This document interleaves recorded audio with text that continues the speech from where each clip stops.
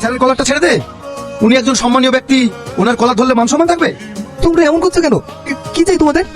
এমন কিছু না স্যার, এই ব্রিফকেসটা আমাদেরকে দিয়ে দেন, দিয়ে চলে যান। না না, এই ব্রিফকেস আমি দিতে পারবো না। এই ব্রিফকেসে আমার শ্রমিকদের পেমেন্টের জন্য টাকা আছে। আমি জানি আপনি দিতে পারবেন না, কিন্তু দিতে আপনাকে হবেই।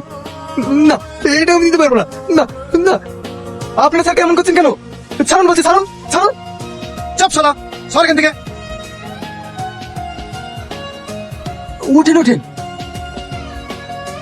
আপনার এই বয়স্ক লোকটিকে এইভাবে মারছেন কেন? সেই কৈফত তোকে দিতে হবে নাকি? মার শালাকে।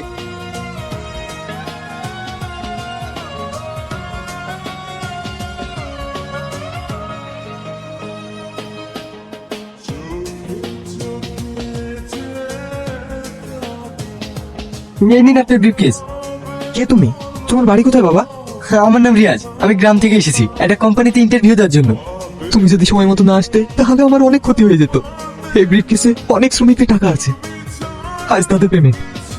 শ্রমিকদের কাছে তুমি আমার মান সম্মানটা রক্ষা করেছো, এর জন্য তোমাকে অনেক অনেক ধন্যবাদ।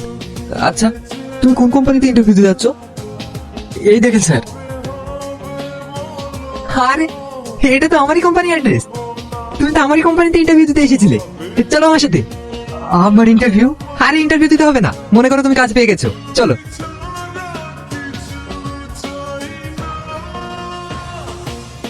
চন্দন, এই ডকুমেন্টস গুলো জমা নিয়ে নাও, আর একটা অ্যাপয়েন্টমেন্ট লেটার তৈরি করে দাও। এই ছেলেটা আজ থেকে আমাদের কোম্পানিতেই কাজ করবে। Okay sir. রিয়াজ, তুমি আমার সঙ্গে এসো।